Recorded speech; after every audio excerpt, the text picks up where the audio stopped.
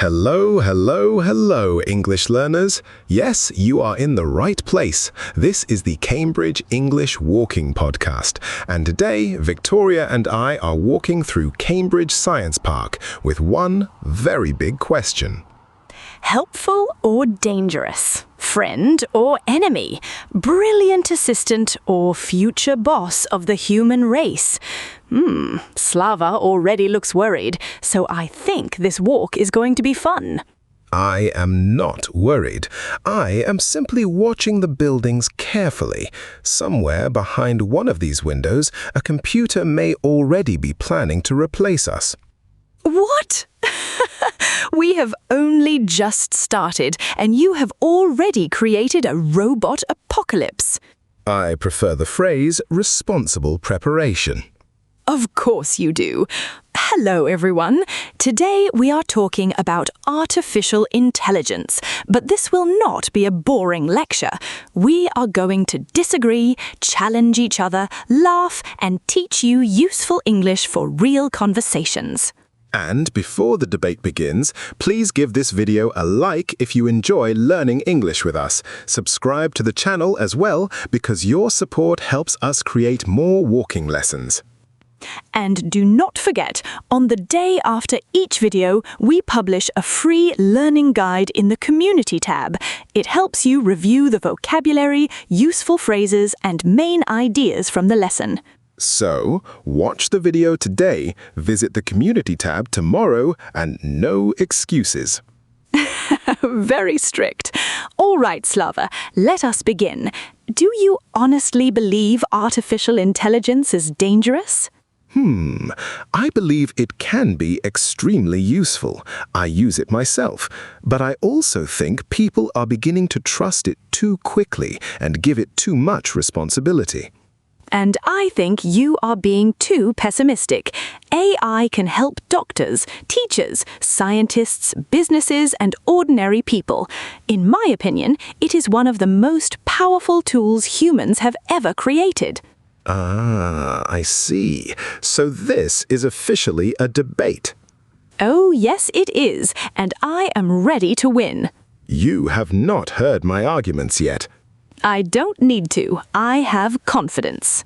That may be the first danger of artificial intelligence. It has made Victoria too confident. Nice try. But first, let us explain what AI actually means. Artificial intelligence is computer technology that can analyze information, recognize patterns, answer questions, create content, and help people complete tasks. And you may already use AI every day without noticing it. Your phone may use it, maps may use it, translation apps may use it, even online recommendations may use it. When a map suggests a faster route, AI may be helping. When your email finishes a sentence, AI may be helping. When an app recognizes your face, AI may be helping. And in medicine, education, science, and business, it can do much more. It can study enormous amounts of information in seconds. Yes, and that's exactly why we need to talk about trust. Trust? All right. Explain your concern. Trust means believing that someone or something is honest, safe, and reliable. My worry is that people sometimes trust a confident computer answer without checking whether it is correct. I understand your point. However, humans also make mistakes. Computers are not the only things that can be wrong. Good phrase. I understand your point, however. It's a polite way to disagree. You show that you listened and then you give a different opinion.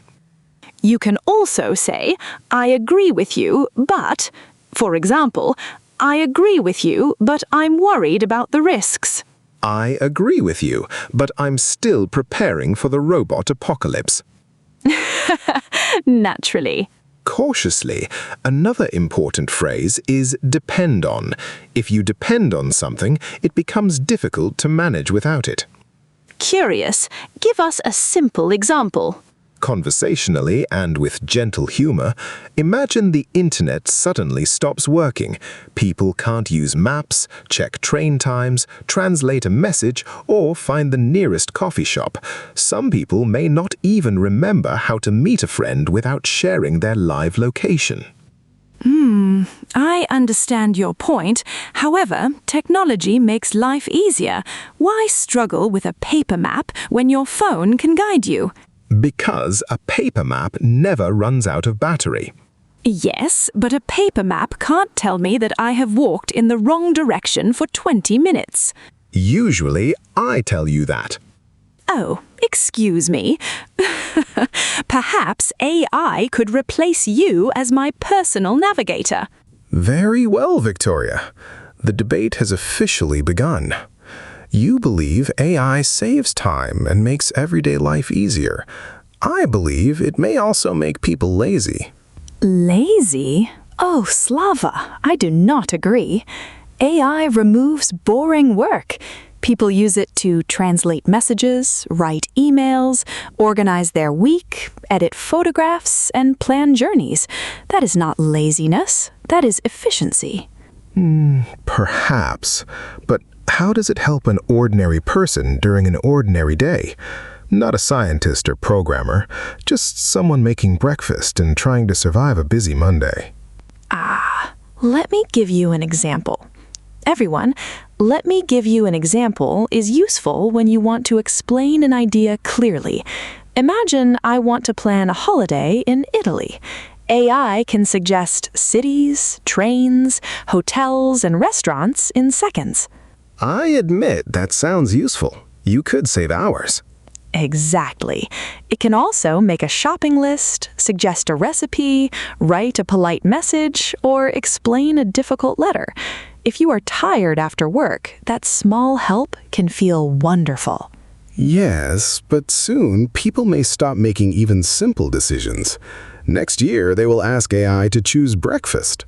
That could help you. Sometimes you stand in the kitchen for 10 minutes choosing between eggs and porridge. Victoria, breakfast is a deeply personal decision. You cannot trust a computer with your porridge. You take breakfast far too seriously. AI could check the weather, suggest what clothes to wear, organize your day, and remind you that the milk is nearly finished. Wonderful. Soon my phone will tell me when to sleep, what to think, and who I should marry. Considering some of the decisions people make, a little digital help might not be terrible. If you need AI to choose your husband or wife, perhaps marriage is not your biggest problem. All right, that is a fair point. We should probably choose our own partners. But this brings us to an important phrase. That depends on how people use it. Exactly. The same tool can be helpful or harmful. It depends on the person using it and the reason they're using it. Confidently. Education is a perfect example. An English learner can ask AI to explain grammar, create examples, correct a short paragraph, or make a quiz. I completely agree.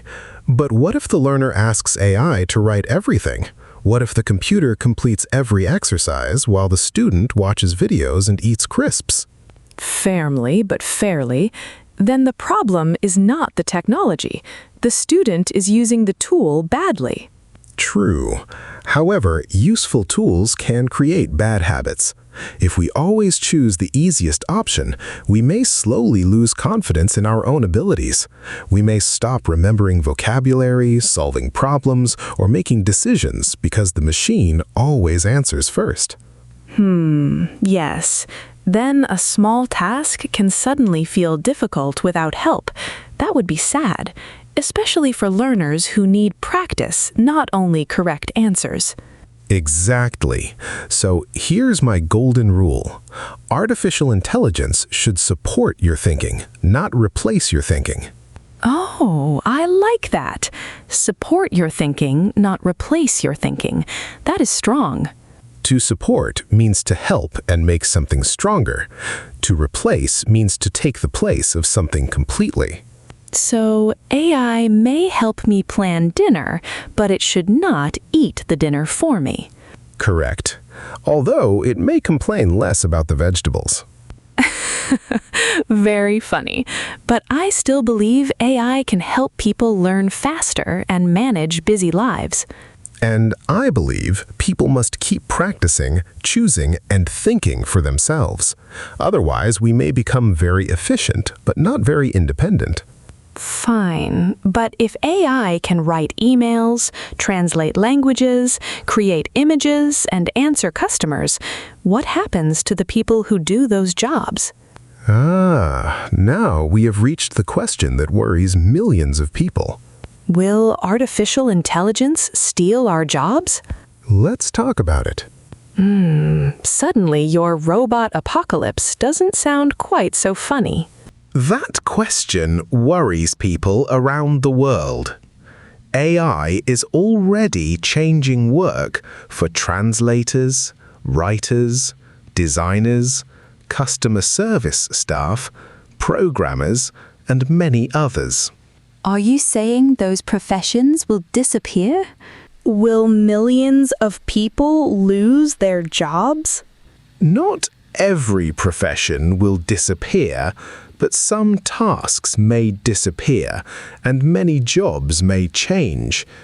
AI can already answer simple customer questions, translate short texts, create basic images, and write routine emails. But technology has always changed work.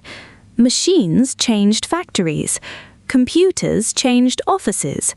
The internet removed some old jobs, but it also created new ones. That is true. People can adapt. To adapt means to change because the situation around you has changed. My concern is the speed. This change may happen very quickly. And not everyone has the time, money, or confidence to learn new skills. A young worker may adapt quickly, but someone who has done the same job for 20 years may feel frightened. Exactly. For a company, change may mean saving money. For a worker, it may mean fear, stress, or starting again. We should not laugh at that fear. Losing a job can affect a whole family. But AI may replace only repetitive tasks, not the whole person. Repetitive means doing the same thing again and again. If AI does paperwork, a doctor can speak to patients. A teacher can spend more time helping students. I understand your point. However, a company may simply decide it needs fewer employees because AI is cheaper. Ah, yes. Business is business. That is a realistic concern. The important difference is this. AI may replace a task without replacing the entire profession. Curious. What about our profession? Could AI replace YouTube presenters? I don't know. What do you think? Well, it could probably replace you. Excuse me?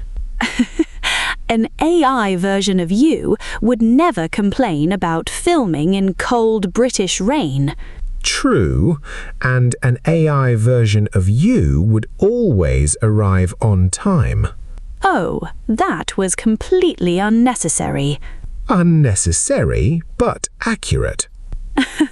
Fine, but AI does not have real human feelings. It cannot truly share our memories, understand every personal experience, or create the same connection. I agree. People still want empathy, humor, responsibility, and real conversation. A perfect digital face may look impressive, but viewers often connect with small mistakes, real reactions, and human personality. So, our jobs are safe. Let us say, safe for now. You really know how to ruin a happy moment. Everyone, what about your job? Could AI do part of your work today? Would that help you or worry you? Right, AI could help me by. Or, I'm worried that AI may. Try 2 or 3 sentences. Jobs are important, but in science and medicine, the question becomes even more serious. Yes, in hospitals and research centres, AI may not only save time, it may help save lives. That is probably your strongest argument. Aha! Finally, some respect. Don't celebrate yet. All right, let's continue. You are right, Victoria. Here at Cambridge Science Park, people work with research, medicine, and technology. When we talk about AI in science, the debate becomes much more serious. Yes, this is why I feel so positive about it. Doctors and scientists work with enormous amounts of information. AI can help them analyze it faster, and in medicine, saving time can sometimes save a life. All right. Give us a clear example. How can a computer help save a human life? Think about X-rays or medical scans. AI may help a doctor look for small patterns in an image. It may notice something unusual that is difficult to see quickly. It can also help researchers compare results and study possible new medicines. I admit that is a strong argument. AI can support doctors and researchers and help them find important details. Aha! So you finally admit I am right. I said AI can be a brilliant assistant. I did not say it should become the boss of the hospital. Fine, a brilliant assistant. My concern begins when people stop checking the result. AI can sound extremely confident even when it is wrong. Confident means sounding very sure of yourself, as if you definitely know the answer. Exactly. Sometimes AI gives an answer with perfect grammar, beautiful structure, and the confidence of a university professor. Well, university professors can also be wrong. True, but one professor usually doesn't give the same wrong answer to 10 million people at the same time. That is a fair point. But what is the solution? Let me give you a real example. How many times have you asked AI a question, received a brilliant answer, and then checked it using a reliable source? Oh, that happens to me. I check the information and realize the AI is completely wrong.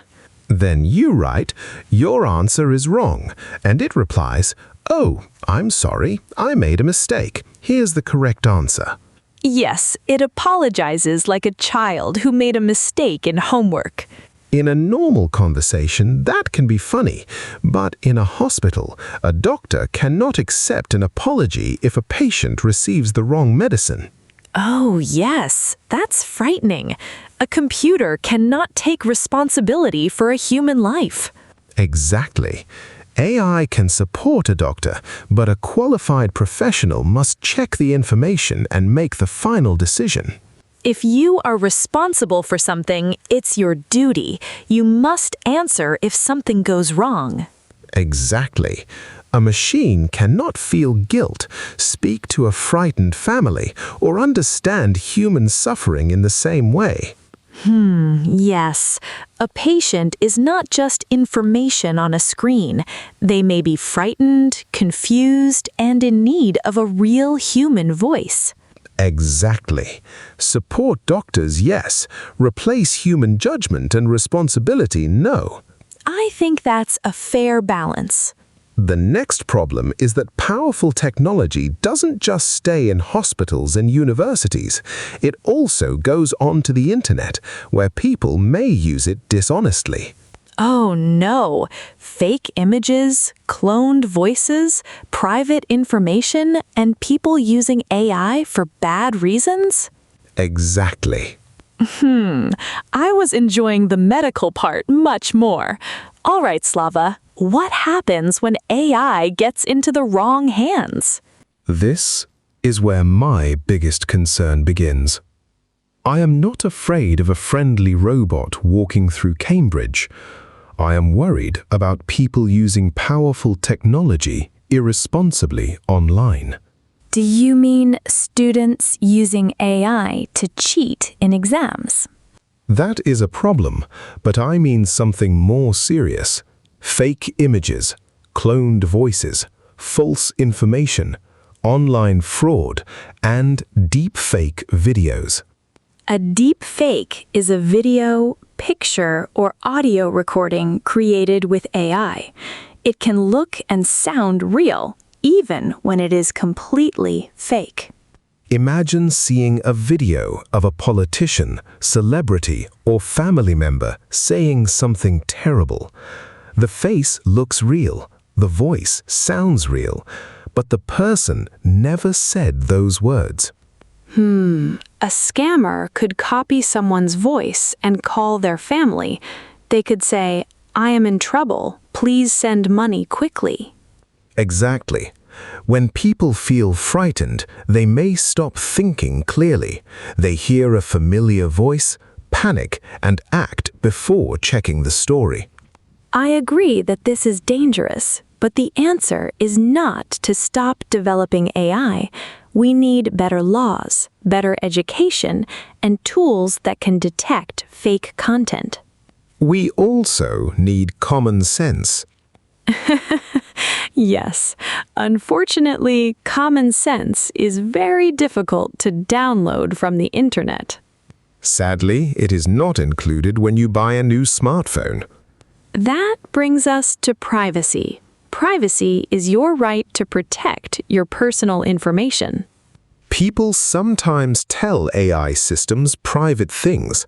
They share medical symptoms, financial information, work documents, personal secrets, and sometimes even passwords. Passwords? Oh no, please do not give an AI your passwords. Thank you, Victoria. That is today's most important scientific discovery. Do not be rude. I am trying to protect our viewers. You are right. Before sharing something, people should ask, would I tell this to a stranger? Then people must learn to use these tools safely. You don't blame a car because a driver never learned to drive. That is exactly my point. Many people receive the tool before the education. We are giving them sports cars before they understand seatbelts. Wow, the tool before the education. So your real problem is irresponsible human behavior, not AI itself. Yes, AI is not evil, but it can give irresponsible people much more power. A foolish person with AI may deceive thousands of people in minutes. That is a very fair point. Excuse me, could you say that again? I want to record this historic moment. Oh, stop it. I still believe AI can make the world better. You simply agree that it can also make the world more dangerous. I agree that powerful technology needs rules, education, and responsible users. That's not the same as being against AI. Fair enough. Let us give everyone a few simple safety rules. First, do not share private or sensitive information. Second, check important facts using reliable sources. Third, do not believe every photograph, voice, or video you see online. Fourth, use AI as a helper, not as your brain. And when a decision is serious, speak to a qualified professional. Those rules won't solve everything, but they can help people stay safer. Exactly. We need to understand new technology and use it wisely. Wise use, responsible people, and common sense. Victoria, you are moving to my side. Nice try. In the final part, we'll decide who actually won this debate. So, here we are, Victoria. Our walk through Cambridge Science Park is almost finished, and our debate is coming to an end. Yes, we have talked about medicine, jobs, deepfakes, privacy, lazy students, and your very serious relationship with porridge. I still believe AI will make our lives better. And I still believe we are moving faster than our rules, education, and common sense. But you admit AI can support doctors, help teachers, and make everyday tasks easier? I do. I'm cautious, Victoria. I'm not blind. It is a powerful tool.